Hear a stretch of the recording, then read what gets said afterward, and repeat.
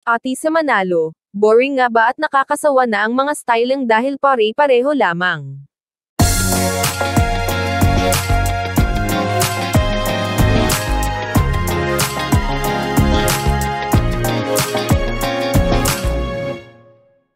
Isa sa pinakamaingay na frontrunner ang pangalan ni Atisa Manalo sa lahat ng kandidata ng Miss Universe Philippines. Kung sa ganda at kaseksihan kasi, wala ka talagang masasabi sa kanya. Talagang lumukutang ang kanyang ganda kapag pinagtabi-tabi na silang lahat, ngunit ang napapansin ng netizen, halos pareho lamang ang designs ng mga isinusuot ni Atisa na damit at nagkakaiba-iba lamang ang mga ito sa kulay, at kaunting modification, pero halos iisa pa rin ang tema. Maging sa ayos ng kanyang buhok at makeup ay halos walang pinagkaiba mula sa una, hanggang ngayon, kaya nasabi nila na boring at nakakawalang gana ang styling at outfits ni Atisa. Ayon sa kanila, maaaring maging malaking factor ito sa magiging placement ni Atisa sa preliminary at finals, kung hindi siya magbabago ng styling at tema.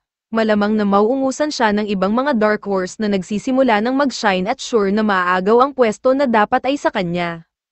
Ilan sa mga palaging nakikitang suot ni Atisa ay ang revealing top na may iba-iba mang designs, ngunit pare-pareho ng tema, revealing top, paired with long skirt, and iba-iba rin ang designs ng skirt pero same na long and flowy skirt na minsan may mahabang slit, meron din namang wala, at ang kanyang hair and makeup, almost the same, although maganda ang pagrampa niya sa stage at nasa saktuhan ng tingin niya ang camera angle. Kailangan pa rin niya ng mas impactful na stage presence, mas creative na styling at mas attractive or eye-catching moves. Kung sa question and answer naman ang pag-uusapan, makikita naman na nag-improve talaga ang communication skills niya compared noon sa BBP time niya, mas confident na siyang sumagot now, mas relaxed magsalita at mas malaman ang kanyang mga sinasabi. Ngunit syempre, iba pa rin kapag nasa stage ka na at doon ka tatanungin impronto, kumpara sa mga itinatanong ng media sa kanila. Anong masasabi mo rito?